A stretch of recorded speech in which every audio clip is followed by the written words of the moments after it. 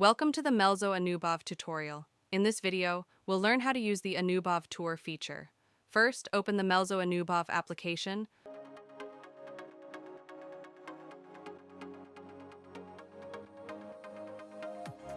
Once the application loads, you'll see the standard screen press next to continue. Now, you'll see the Anubhav Tour option on your screen. Select it.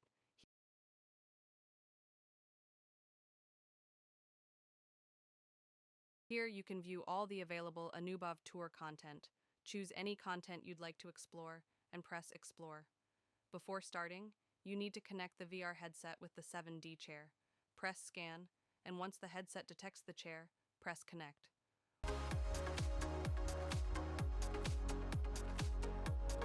Once connected, your chair is successfully paired with the VR headset. Now, your selected content is ready to play. Sit back and enjoy the experience. When you want to exit the video, lift your left controller to reveal the home button. Press the home button, and you'll return to the Anubhav Tour home screen. And that's how you use the Anubhav Tour.